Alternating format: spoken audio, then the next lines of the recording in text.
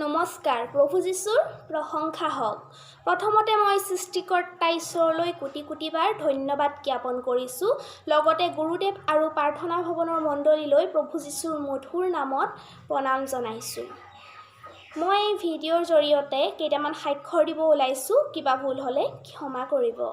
মোৰ নাম চুমকি দাস। মই বৰ্তমান শিৱসাগৰৰ ৰূপহীমুখৰ বাসিন্দা হয়। আমি ইউটিউবৰ জৰিয়তে এই পবিত্ৰ গৃহৰ বিষয়ে শুভবাৰ্তা পাই 2020 চনৰ 18 অক্টোবৰৰ দিনা পবিত্ৰ গৃহলৈ বুলি যাত্ৰা কৰিলোঁ।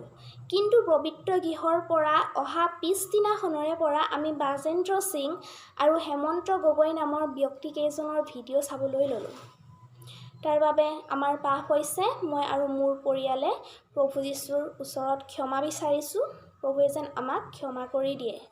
আমি প্ৰাৰ্থনা ভৱনৰ লগত জড়িত ভিডিঅ' বুলি ভাবিছিলোঁ।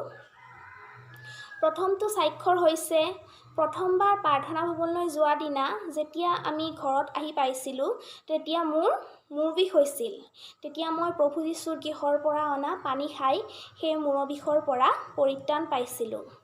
দ্বিতীয়টো স্বাক্ষৰ হৈছে মোৰ মামীৰ। তেওঁ মাহেকীয়া ৰেগুলাৰ নহয়, কিন্তু প্ৰভু যীশুৰ গৃহৰ পৰা অনা তেল আৰু পানী ব্যৱহাৰ কৰি তেওঁ সেই সমস্যাৰ পৰা পৰিত্ৰাণ পাইছিল। কিন্তু স্বাক্ষৰ নিদিয়াৰ কাৰণে সেই সমস্যাটো আকৌ হ'ল। প্ৰভুৱে যেন তেওঁক পৰিত্ৰাণ দিয়ে।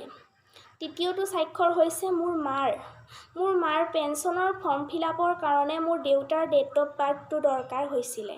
কিন্তু কম্পিউটাৰত 3-4 বাৰ ট্ৰাই কৰাৰ পিছতো সেই ডেট অফ বাৰ্থটো অশুদ্ধ দেখাইছিল।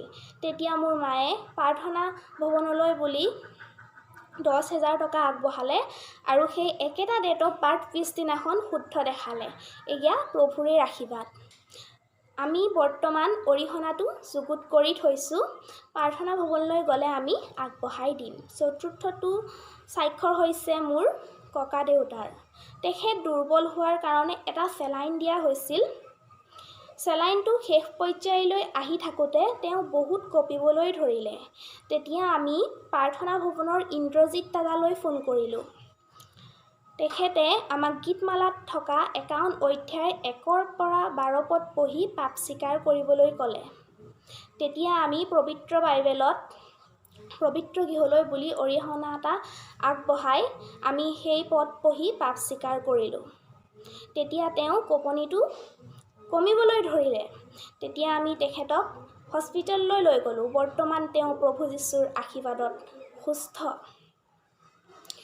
আমি বৰ্তমানলৈকে প্ৰাৰ্থনা ভৱনলৈ 2 বাৰ গৈছোঁ, আকৌ যাম। আমি জনাই নজনাই ঘৰতে কেতিয়াবা লঘোণ প্ৰাৰ্থনাও দিওঁ।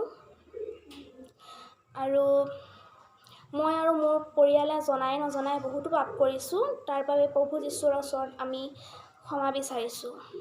Praise the lord.